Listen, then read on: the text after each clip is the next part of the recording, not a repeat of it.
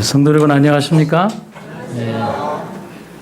우리 장로님께서 말씀하신 대로 간만에 좀 해돋하고 또 바람도 부는 그런 좋은 안식일인 것 같습니다. 이런 날도 또 있어야 안 되겠습니까? 그렇죠? 곧 더워지겠지만 더워지기 전에 이 시원함을 좀 마음껏 누리시고 또 실컷 더우시기 바랍니다.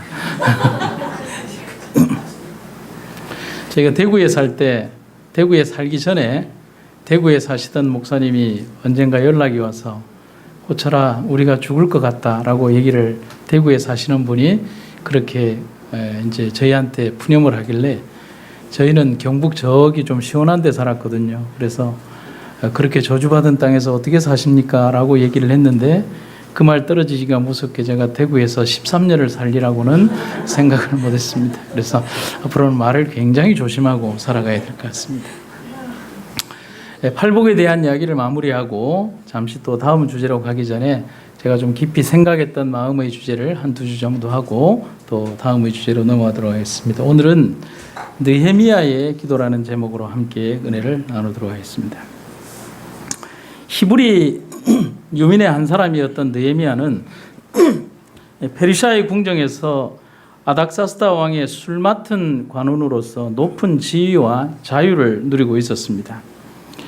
그의 직업의 특성상 그는 왕 앞에 굉장히 자유롭게 드나들 수 있었고 특별히 자신이 가진 직분의 특성상 그리고 또 성실성 때문에 왕의 가까이에서 친구처럼 또 고문으로처럼 그렇게 아주 가까운 역할을 하는 사람이었습니다.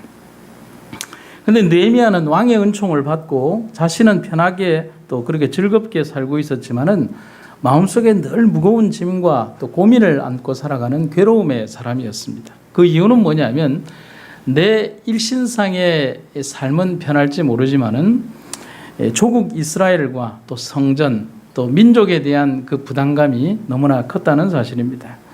그는 항상 이스라엘을 위하여 늘 애통하고 안타까운 심정으로 항상 기도하며 살았던 사람이 느헤미야였습니다. 그래서 그의 마음속에 가장 깊은 관심은 성전의 회복과 예루살렘의 회복이었습니다. 그래서 그는 항상 이 일들을 위해서 기도할 수밖에 없는 기도의 사람이었다는 사실입니다. 그래서 느헤미야의 기도는 한순간도 쉬지 않고 하나님의 보좌를 향하여 피어오르고 있었습니다. 그리고 결국 그의 기도는 이루어지게 됩니다. 절대로 불가능한 일이 우상의 나라 적국의 황제를 통해서 이루어 주시는 역사가 바로 느헤미야에 기록되어 있는 하나님의 능력의 역사라고 하는 사실입니다. 그래서 영국의 신학자 아담 클라크는 이런 얘기를 우리들에게 해주고 있습니다. 기도는 혀보다는 가슴을 더 많이 요구하는 것이다. 우리가 하나님 앞에 기도를 할 때에 현란한 말이나 문장이 아주 호화로울 필요는 없습니다. 인간의 언어가 아무리 많은 문장을 이야기한다 하더라도 하나님께서는 우리가 아무리 짧게 이야기한다 할지라도 우리의 가슴속 깊은 동기와 그 이유를 알고 계시고요. 또 우리가 아무리 현란하게 나 자신을 치장한다 할지라도 내 내면 속 깊은 곳에 있는 나의 더러움을 하나님은 이미 보신다는 사실이죠. 그래서 저는 아담 클라크의 이 말을 굉장히 공감한다는 사실입니다. 여러분 어떤 때 기도하시다 보면 막 말을 하지 못하고 그냥 아휴 하나님이라고 얘기할 때 있지 않습니까? 그런데 그 탄식과 하나님이라고 부르는 그 짧은 한 문장 속에 여러분들이 정말 기도하고 싶은 모든 내용들이 다 담겨 있고 놀랍게도 나는 뒤에 한 문장도 얘기하지 않았는데 하나님은 다 알고 계시다는 사실. 여러분 감사하지 않습니까? 예. 오늘 우리 느헤미야의 모습을 통해서 또 그의 기도와 묵상을 바라보면서 우리도 살아 숨쉬는 기도 또 하늘을 움직이고 보좌를 움직이는 기도를 드릴 수 있는 여러분과 제가 되기를 간절히 바랍니다. 8세기 프랑스의 성인 가운데 아루스 사제라고 하는 이 가톨릭의 사제가 있었습니다. 근데 그가 매일 교회에 와서 이렇게 한 사람을 주목해 보는데 어떤 사람이 이제 농부한 사람이 와서 교회에 와서 한참 있다가 가는데 별로 하는 게 없어요. 아루스 사제가 보니까 그냥 농부한 사람이 교회에 와서 그냥 어떤 때는 10분, 어떤 때는 30분, 어떤 때는 1시간 이렇게 앉아 있다가 그냥 가는 거예요. 근데 아무리 봐도 저 사람이 기도를 하는 건지 뭘 하는 건지 이 사제가 너무 궁금한 거예요. 그래서 어느 날 이제 예배당 문을 열고 나가는 그 사람을 불러다가 사제가 이렇게 묻는 겁니다. 여보시오, 내가 아무리 봐도 당신은 기도하고 있는 것 같지는 않은데 매일 교회 와서 그렇게 몇 시간씩 앉아 있는 이유가 뭡니까? 그러자 농부가 이런 대답을 합니다. 그게 아루스 사제의 가슴에 큰 감동이 되었습니다. 예, 나는 그를 보고 그는 나를 보고 우리는 서로 행복합니다 라고 했습니다. 여러분, 이런 기도 드리십니까? 예배당에서 그냥 내 할 말만 하고 그냥 하나님 바빠서 그만이라고 우리 함께 기도합시다 그러면 하나님 주주주주주 이렇게 국민교회 헌장을 쭉 낭송하더니 쫙 하고 나서 하나님 바빠서 그만이라고 이제 그렇게 가는 기도를 드리는 것은 아닌지 모르겠습니다. 어쩌면 제7일 안식일 예수 재림교인들에게서 가장 약한 부분이 기도라고 할 수 있습니다. 어떻게 기도해야 되는지, 무엇을 기도해야 되는지, 얼마나 오랜 시간을 탄원하며 기도해야 되는지, 눈물로 탄원해야 되는지, 어떻게 해야 되는지를 모릅니다. 30초를 어떤 때는 앉아있기도 힘들고 3분은 위대한 시간이고 30분은 상상할 수 없는 시간처럼 그렇게 되어가는 것은 아닌지 모르겠습니다. 그런데 이 농부의 기도처럼 기도란 그와 내가 마주 앉는 것이죠. 나는 그에게 이야기하고 그는 나에게 얘기하는. 그래서 테레사 수녀가 얘기하기를 당신은 기도를 어떻게 합니까? 나는 그분은 내 기도를 듣고 나는 그분의 말씀을 듣습니다라고 하는 것처럼 우리는 우리의 일상사 가운데에서 가장 가슴 깊은 입술로 하는 말이 아닌 가슴으로 하는 기도를 통해서 그분과 만나는 경험이 필요하다는 사실입니다. 기도할 때 그분을 가장 가까운 곳에서 만나게 되는 것입니다. 여러분, 제가 그렇게 키가 크지는 않지 않습니까? 예, 뭐 동의를 별로 안 하시는데. 예. 여러분, 이 세상에서 키가 제일 큰 사람이 어떤 사람이라고요? 제가 언제 한번 말씀을 드렸는데. 예. 한번 따라해 주시겠습니까? 무릎을 꿇었을 때 머리가 하늘에 닿는 사람. 아멘입니까? 잘 적어 놓으세요. 시험 나옵니다. 예. 여러분, 저는 이 말이 너무 좋습니다. 우리들은 사람이 아무리 자기의 어떤 인생의 수치를 이렇게 오래 사는 사람 그리고 일찍 이렇게 운명을 달리하시는 분과의 수치를 따져봐도 몇 년이 되지 않고 사람의 육신적 키를 재어봐도 세상 아래 거의 다 2m 아래밖에 안 되는 사람들끼리 그냥 몇 센치 길고 짧은 것밖에 없지 않습니까? 근데 중요한 것은 뭐죠? 정말 영적으로 키가 큰 사람은 뭐냐면 내가 진정으로 무릎을 꿇었을 때 내 머리가 하나님의 보좌에 닿는 그런 사람이 되어야 한다는 사실이죠.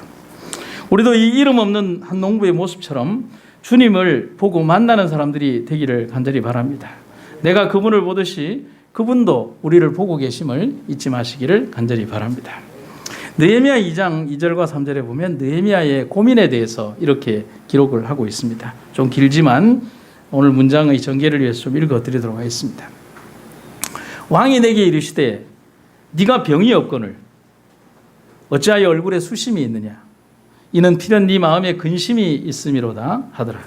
그때 내가 크게 두려워하여 왕께 대답하되 왕은 만세수를 하옵소서.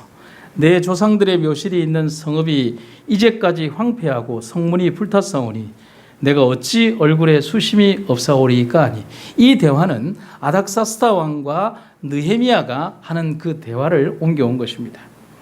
어느 날 느헤미야에게 고향에서 들려온 한 소식이 그를 큰 근심과 고민에 빠지게 합니다. 그것은 뭐냐면 예루살렘 성에 남아있는 자들이 그들에게 소식을 전하기를 예루살렘 성은 능욕을 당하고 환난을 당하고 허물어지고 성문은 불탔다. 그렇게 되어서 아주 당신의 고향과 예루살렘 성전과 이 땅이 정말 형편없이 무너졌다는 그 소식은 자기의 가슴에 느헤미야의 가슴에 억장이 무너지는 그런 큰 충격과 아픔을 주는 소식이었다는 사실입니다. 그래서 느헤미야는 이 기가 막힌 소식에 슬픔에 억눌려서 먹을 수도 잠을 잘 수도 없을 만큼 아파했다라고 성경은 기록을 하고 있습니다. 그는 울면서 수일 동안 슬퍼하고 금식했습니다. 슬픔 중에 그는 그들을 도우시는 거룩한 하나님께 기도했습니다. 그의 기도는 진실했고 자신의 죄와 백성들의 죄를 자복하는 기도였습니다.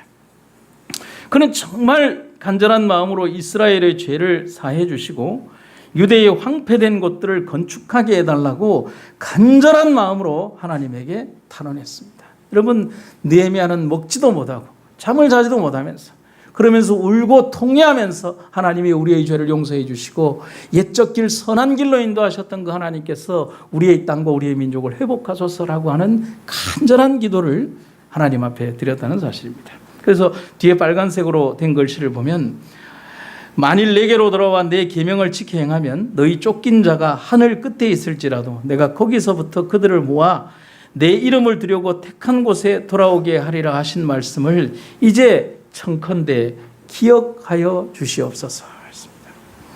여러분, 우리가 느헤미야의 기도를 보면서 깨달을 수 있는 것은 뭐냐면 한번 따라해 주시겠습니까? 느헤미야의 기도는 시간이 정해진 기도가 아니었다. 그냥 중얼중얼거리기도 하고 그 다음에 눈물로 잠을 자다가 잠깐 깨워서 그냥 막 울면서 통회하기도 하고 걸어가면서도 하고 자기 일을 하면서도 끝없이 하나님 앞에 자기의 탄원과 기도를 하는 정말 통회하는 기도를 하나님 앞에 드렸다는 사실입니다. 자신에게 조금만 시간이 주어져도 바로 그 자리가 자신의 기도의 장소였고 기도의 시간이었습니다. 그만큼 절박한 기도였습니다. 여러분, 우리 삶에 정말 환난과 어려움과 극복해야 될 문제가 있다면 여러분, 예배당까지 올 시간도 없어요. 어떻게 기도합니까? 일을 하다가도 번뜩 떠오르면 하나님 어떻게 합니까? 도와주십시오. 길을 걸어가다가도. 그래서 여러분들 구글에서 워킹 프레이어라고 치면 걸어가면서 기도하는 사람이라고 하는 그 문장이 나옵니다. 그럼 뭐냐면 우리는 삶 속에서 걸어가면서도 일을 하면서도 삶의 어떤 일을 하면서도 우리는 기도할 수 있다. 단지 이 예배당이 기도하는 사람들이 모이는 장소이기 때문에 거룩한 장소라면 내 삶의 모든 환경과 장소는 내가 기도할 수 없는 장소는 단 한 군데도 없다. 아멘입니까? 아멘.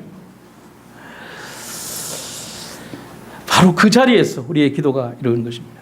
그래서 컬버스톤이라는 사람은 이렇게 우리에게 이야기를 하고 있습니다. 계속 기도하십시오. 그리고 하나님의 응답이 당신의 기도보다 더 지혜로움을 항상 하나님께 감사하십시오. 여러분, 이 말씀 공감하십니까? 여러분, 우리는 기도하다가 무엇을 깨닫느냐 하면 내가 구한 것보다 더 원대한 것을, 내가 생각한 것보다 훨씬 더 많은 것들을, 내가 생각한 깊이보다 더 넓고 원대한 것을 하나님께서 내 생각의 넘어 영역 안쪽에 있는 것이 아니라 더 큰 것을 주시는 분이 우리 하나님이라는 사실을 기도 속에서 깨닫게 된다는 사실입니다. 그런데 여러분, 제가 한번 여러분들에게 질문을 드리죠.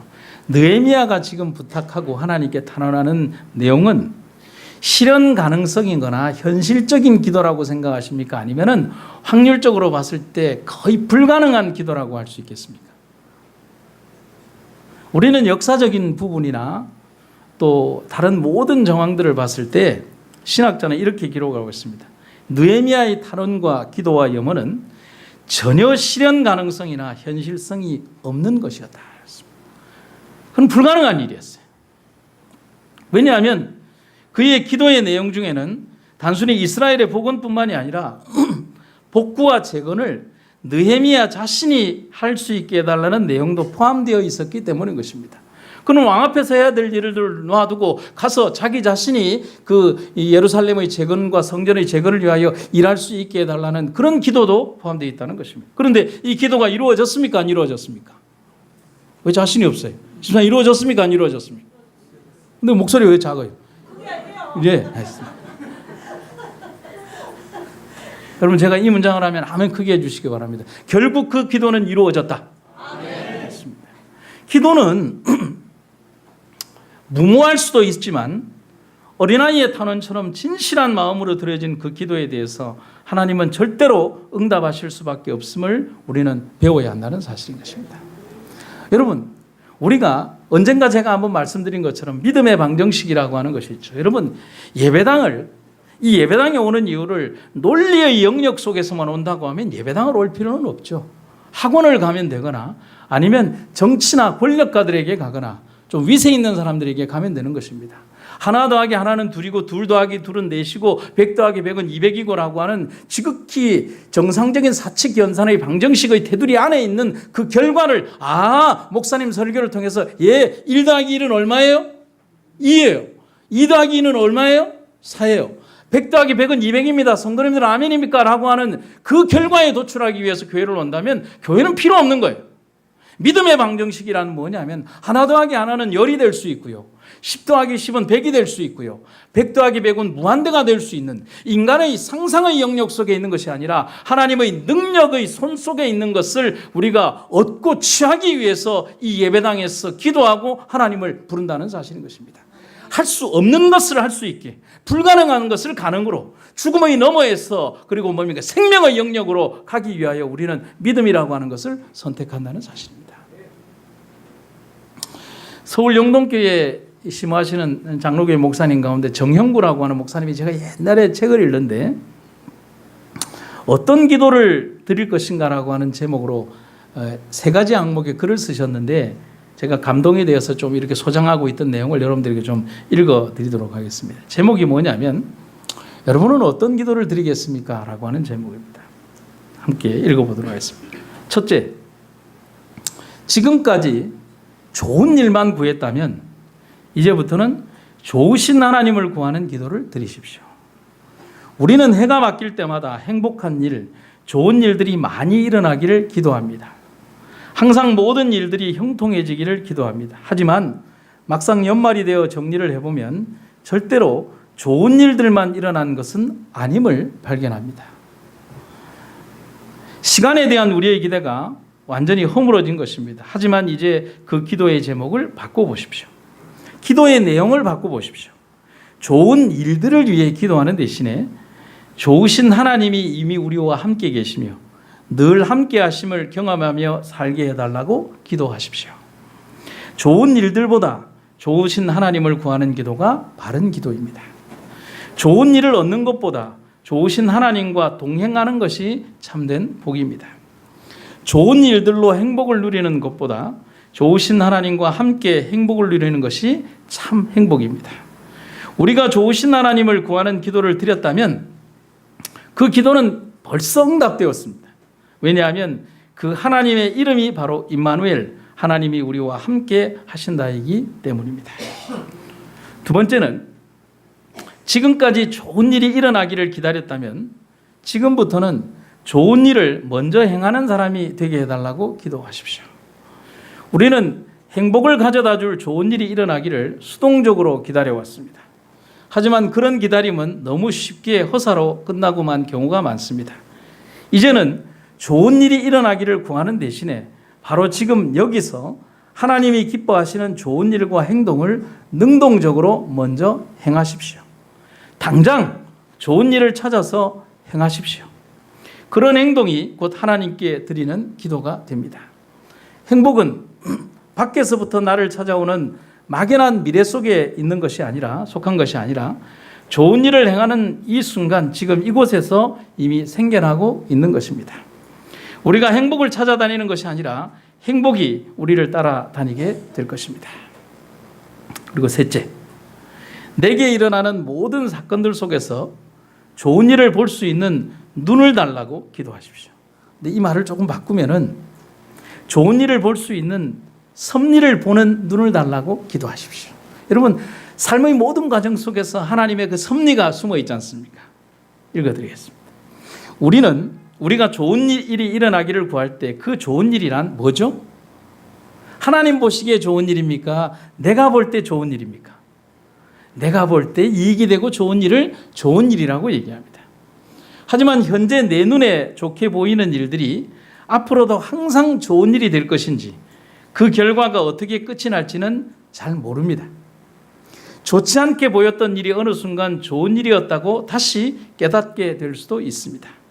사실 알고 보면 우리들에게 좋은 일이 일어나지 않는 것이 아니라 모든 사건 속에서 좋은 눈을 보는 눈이 없었을 뿐입니다. 하나님의 섭리를 보는 눈이 없었을 뿐입니다.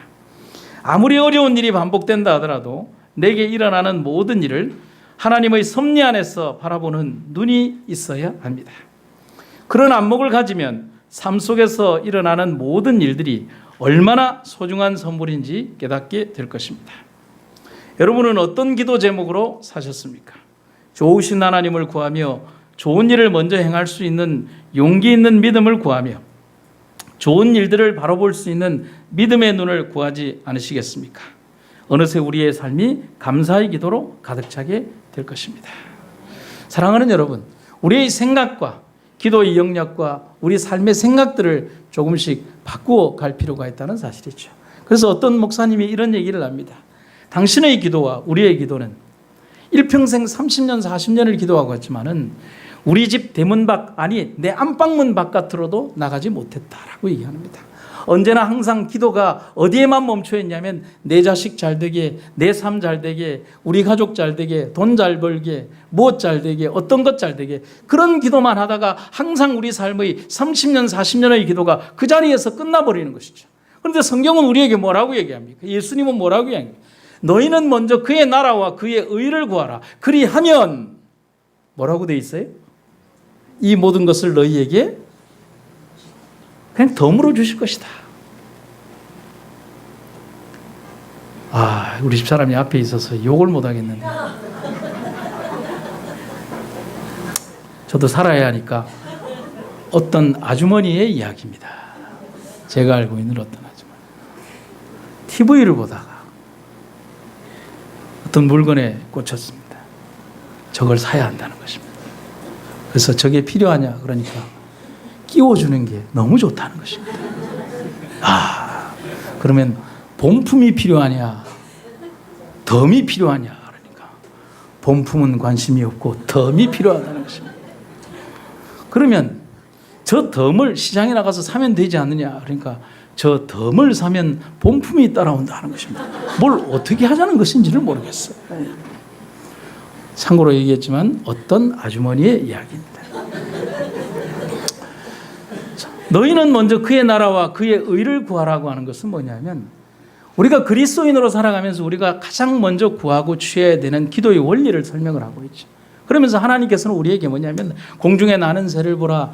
너희가 그들이 입을 것 먹을 것을 구하지 않아도 하나님께서 다 채워주시지 않느냐. 그것은 뭐냐면 하나님께서 우리 삶을 위하여 가장 기본적으로 베풀어주는 어떤 그런 것들을 위하여 먼저 구하지 말고 그리스도인의 의와 우리의 삶을 위하여 우리를 인도하시는 하나님께 그의 나라와 생명의 나라를 위하여 먼저 기도하는 우리들이 먼저 되라고 얘기해요. 그러면 너희들의 삶을 위하여 줄 것은 그냥 다 채워주신다라고 말씀하고 있는 것입니다. 그래서 기도는 우리에게 희망을 주고 생명을 주고 다시 살아야 할 이유를 줍니다. 여러분, 기도를 진심으로 하는 사람이 삶을 포기하는 사람이 있겠습니까? 하나님께서 우리를 인도하여 주셔서 감사합니다. 하나님, 제가 어떤 환경과 어려움에 살더라도 주님을 믿고 살아가겠습니다. 이 고통이 있지만은 주님 그렇게 살아가겠습니다. 내가 약 먹고 죽어야지. 이렇게 하는 사람은 없잖아요. 이게 맞지가 않아요. 그 뭐냐면 우리 삶에 우리가 정정으로 하나님을 만나는 경험을 하는 사람은 그 삶을 희망으로 채울 수밖에 없는 거예요. 주님을 만나는 사람은 그 삶이 긍정으로 바뀔 수밖에 없는 거죠. 주님과 함께 생애하는 사람은 모든 사람들과 그 모든 사람들에 대하여 그리스도의 영광과 빛을 전하는 사람으로 살 수밖에 없는 거예요. 그렇게 될 수밖에 없는 거예요. 그런데 기도하면서 그렇게 되지 않는다는 것은 우리가 진실된 기도를 드리지 않는다는 사실인 것이죠. 여러분, 저는 오늘 새벽에 이런 문장을 하면서 왔어요. 짧은 문장. 그래서 느헤미야는 기도했습니다. 제가 그 다음에 뭐라고 썼을까요? 그래서 우리도 기도해야 합니다. 아멘입니까? 네. 느헤미야는 어떤 인간적인 방법이 있었기 때문에 기도한 것이 아니라 절대로 인간적인 방법으로 무언가를 구할 수 없었기 때문에 기도했습니다. 그러면 오늘을 살아가는 우리들에게 있어서 절박하고 어렵고 고통스럽고 힘들고 그리고 삶의 어떤 그 너머를 바라볼 수 없는 삶을 살아가는 우리들에게 있어 우리 역시도 느헤미야처럼 기도해야 합니다. 느헤미야가 응답을 받았다면 우리도 응답받을 것임을 굳게 믿는 것입니다. 느헤미야 2장 4절에 보면 느헤미야의 묵상 그리고 기도가 등장을 합니다. 이 성경절은 굉장히 좀 중요한데 같이 한번 읽어보시도록 하겠습니다. 보이십니까? 시작. 왕이 내게 이르시되 그러면 네가 무엇을 원하느냐 하시기로 내가 곧 하늘의 하나님께 묵도하고. 여러분, 왕이 묻습니다. 아닥사스다 왕이. 야, 그럼 내가 너희를 위하여 무엇을 해주기를 원하느냐. 근데 여기에 그러면 왕이 묻는데 대답을 해야 하는데 이 뒤에 따라가는 문장은 대답과는 상관이 없어요. 느헤미야가 뭘 하고 있어요? 기도하고 있어요. 제가 언제 한번 여러분들에게 말씀드린 경우가 있죠. 그 사람에게 예수 그리스도를 소개하기 이전에 뭐라고요? 예수님에게 그 사람을 먼저 소개하라고. 우리는 기도의 원리에서 모든 것을 다 역으로 이야기하고 있어요. 인간적인 방법이나 판단이나 모든 것들 하고 난 다음에 하나님, 내가 이렇게 많이 노력했는데 왜 하나님 안 도와주십니까? 라고 하는 것입니다. 그럼 예수님이 뭐라 하는지 아십니까? 네가 언제 그 사람에 대해서 나한테 얘기했나? 그럽니다. 온 세상의 통치자인 아닥사스다 왕의 궁정에는 왕 앞에서 그 누구도 어두운 모습을 나타낼 수 없었습니다. 여러분, 모든 고대의 왕들 앞에 있는 신하들이 지켜야 되는 하나의 원칙이 있습니다. 왕 앞에 인상을 쓰면 안 됩니다. 아픈 내색을 하면 안 됩니다. 불편한 얼굴을 보이면 안 됩니다. 그래서 여러분들 조선 왕조에 관련된 이렇게 드라마나 사극을 보면 분명히 자기 형이나 자기 동생이 옥중 귀양살이를 가서 사약을 먹고 마셨는데도 왕 앞에서 이렇게 불편한 얼굴로 있으면 너도 죽어야 한다라고 이제 그렇게 얘기를 하는 것입니다.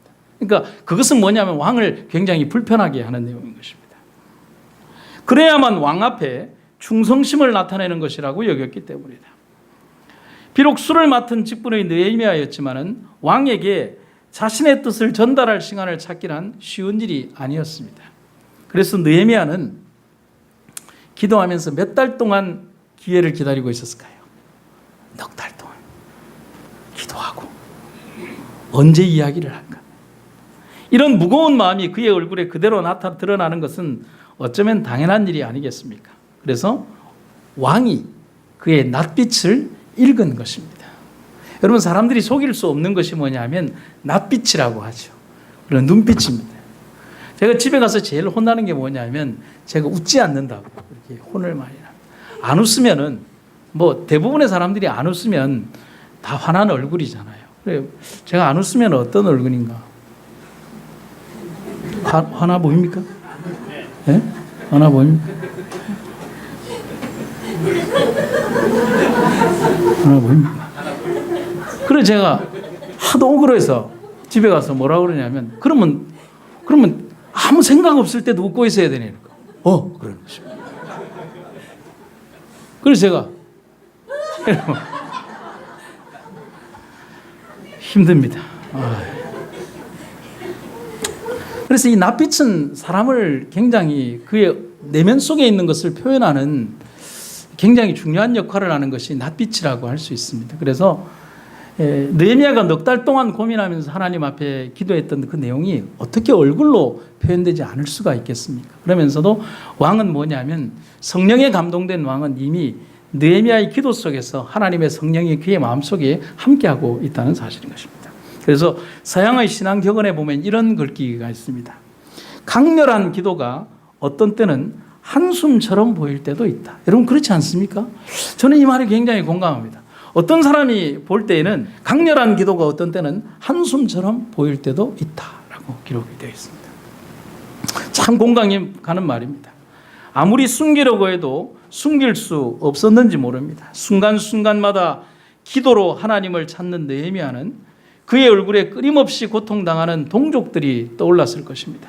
왕은 급기야 그의 얼굴에서 근심을 보게 되었고 그 근심의 원인을 질문하게 됩니다. 이것은 대단히 위급한 상황이었습니다. 아까 말씀드린 것처럼 왕의 앞에서 즐거움을 드려야 하는 관리가 어두운 얼굴을 보이는 것은 그것만으로도 죽임을 당할 수 있는 죄에 해당되기 때문에 그렇다는 사실입니다.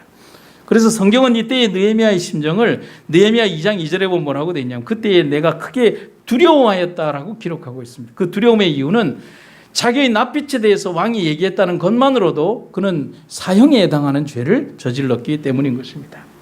두렵고 떨림이 그를 지배하고 백성들의 슬픔이 그의 머리를 스치고 지나갈 때 지금 그가 말하는 몇 마디에 자신은 물론 이스라엘 민족의 생사가 걸려있는 시간이었습니다. 느헤미야는 성령에 감동된 음성으로 지금 현재의 이스라엘의 백성들과 그들의 형편을 왕 앞에 아뢰었습니다. 여러분, 지금 말하는 느헤미야의 말은 그의 입술을 통하고 있지만 성령이 함께하는 시간이었습니다.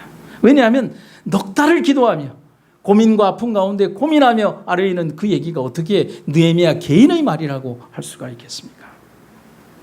그리고 그의 말은 아닥사스다 왕의 깊은 동정심을 불러오게 만들었습니다. 급기야 왕은 느헤미야 2장 4절에서 이렇게 질문합니다. 참 희한한 말을 하죠. 그러면 네가 무엇을 원하느냐 했습니다. 이 질문은 느헤미야가 얼마나 기다렸던 질문이었는지는 모릅니다. 여러분 뭐라고 말할 것입니까? 우리 집사님, 내가 왕입니다. 그러면 내가 너에게 무엇을 해주기를 원하느냐 그러면 빨리 말해야 되지 않겠습니까? 빨리 말해보세요.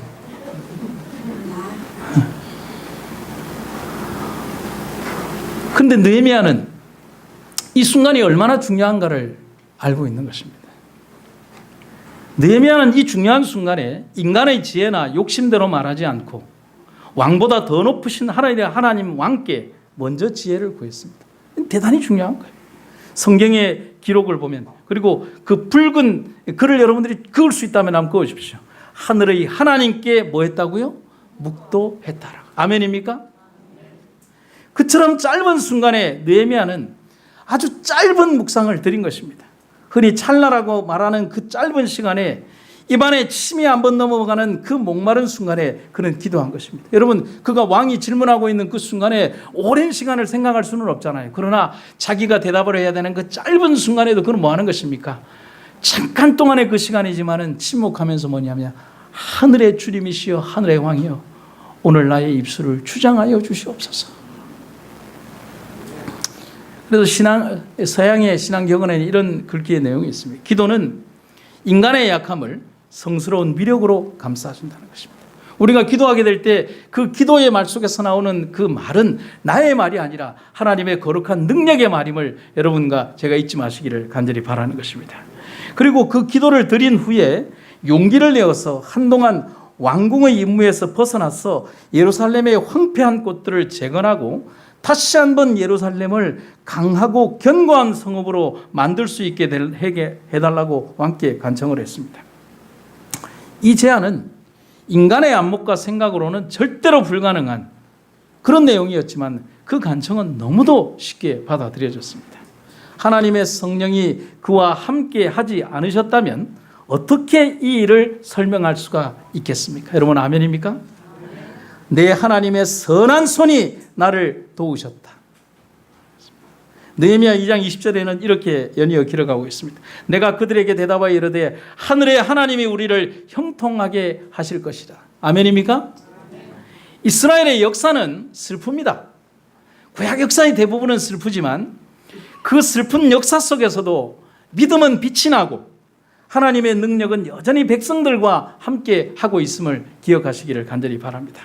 여러분 아무리 슬픈 역사들이 있어도 그 안에서 믿음을 가진 자들이 보석 같은 믿음은 오늘의 우리들을 살리고 있음을 기억하시기를 간절히 바랍니다. 오늘 21세기를 살아가는 하나님의 백성들이 그냥 2500년 전에 이루어졌던 사막의 땅 이스라엘에서 일어난 이 일이 왜 중요한가를 여러분 생각해 보시기를 간절히 바랍니다. 느헤미야 그가 우리에게 기도를 가르쳐 주고 있습니다. 그리고 그 기도가 얼마나 큰 일을 이루는가에 대해서도 말해주고 있습니다. 사랑하는 36 부산병원교회 성도 여러분, 방송과 인터넷을 통해서 혹시 듣게 되는 수없이 많은 성도님들 여러분들, 그 누구든지 간에 오늘 우리가 느헤미야의 기도처럼 그 기도를 통하여 응답받으시는 여러분과 제가 되기를 간절히 바랍니다. 제가 마지막으로 한 이야기를 좀 들려드리고 말씀을 마치도록 하겠습니다. 제가 오래전에 있었던 제 목회의 경험 가운데 세상에 대해서 정말 아무것도 몰랐던 삶을 살은 사람이 접니다. 뭐 지금은 뭐 이런 것도 저런 것도 하고 뭐 관공서에 가면 뭘 하고 어떤 일들을 하면 법적인 일을 하고 뭐 하고 뭐 이렇게 하는 것이 뭐 이제 좀 살면서 좀 이렇게 때가 묻으면서 좀 배웠지만은 그때는 차에 엔진 오일이 있다는 사실도 모르고 살았던, 그 다음에 뭘 하면 이런 것도 몰랐던 제가 한 교회를 부산의 한 교회를 시무를 하면서 어떻게 하다가 교회를 건축하고 헌당을 하게 되었습니다. 이것도 참 이렇게 저희가 할 수 있는 일은 아니었어요. 3층 상가 건물을 매입을 해서 1층은 임대를 주고 2층과 3층을 교회로 사용을 하게 되었습니다. 30년 넘은 교인들의 서름이 끝나는 감격적인 날이 다가오고 있었습니다. 제가 언제 한번 말씀드린 것처럼 그때는 2년마다 이렇게 그 보증금이라고 그러나요? 이게 올라가는데 사택 전세를 올리면 그 다음에 교회 전세를 올리고 교회 전세를 올리는 그 다음에는 사택 전세를 올리고 하니까 여자 집사님들 한 30명밖에 없는 교인들이 그 전세금 대느라고 이렇게 허리가 휘는 그런 교회였던 거죠. 그러니까 이 예배당을 이렇게 다시 만들게 되니까 얼마나 좋았겠습니까?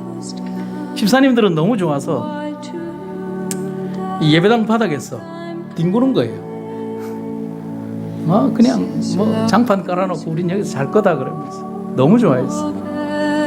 급기야 여집사님들이 이제 헌당식이 다가오니까 저를 재촉을 해서 이제 그때 봉고차라고 하는 봉고차에 태우고 지금 생각하니까 대구의 서문시장이더라고요. 서문시장에 가서 막 천을 끊어서 이거 왜 끊는지도 몰랐어요.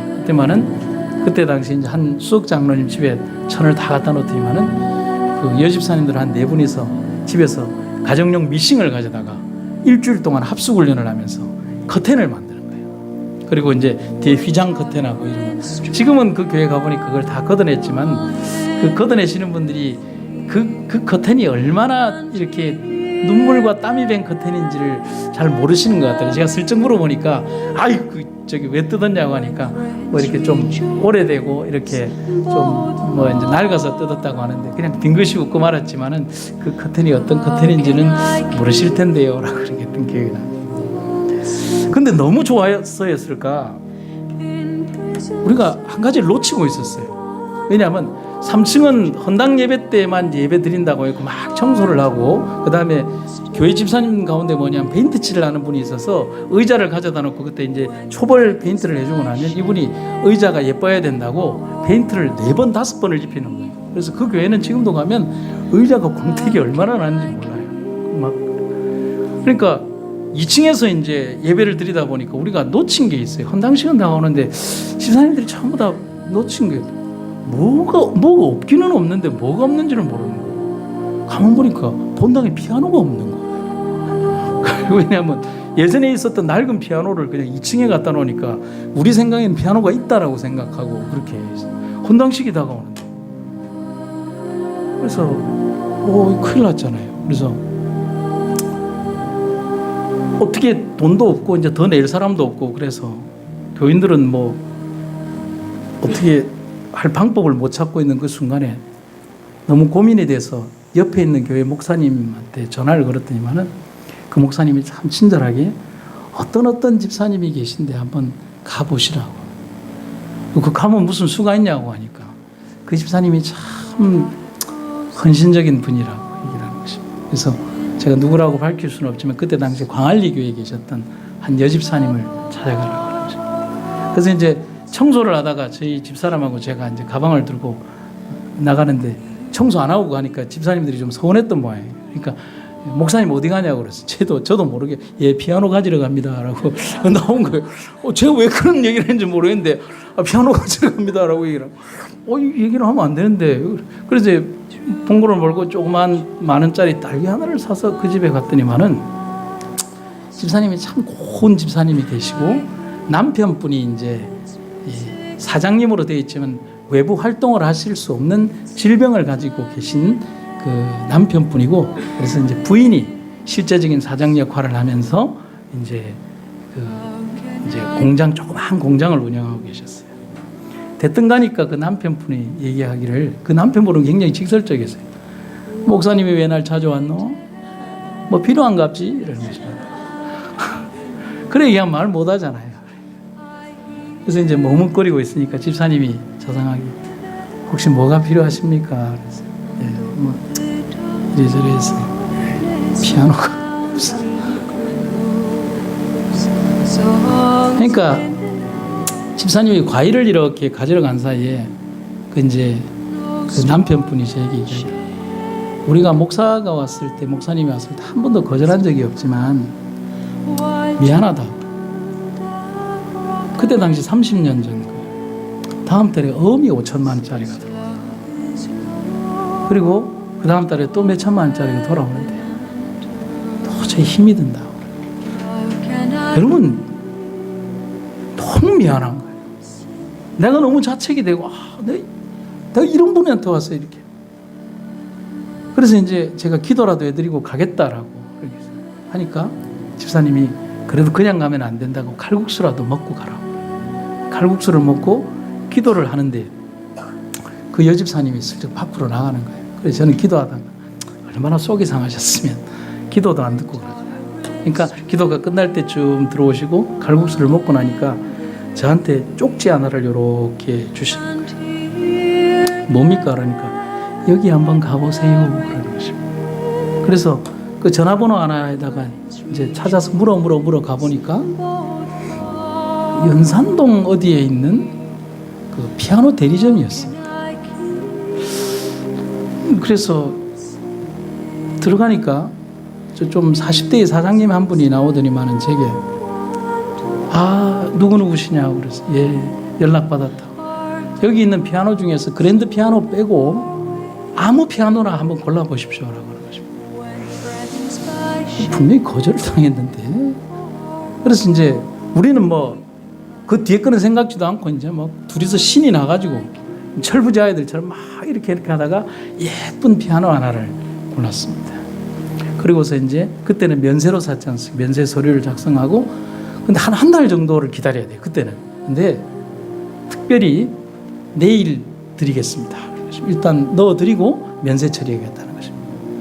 근데 그 사장님이 이제 나오려고 하는데, 그 사장님이 저희를 부르시면서 이런 얘기를 하는 것입니다. 목사님 알고나 가십시오. 그럼 머뭇거리더니만은 이런 얘기를 하는 것입니다. 이 피아노는 그 사장님이 돈이 없어서 할부로 구매해 드리는 겁니다.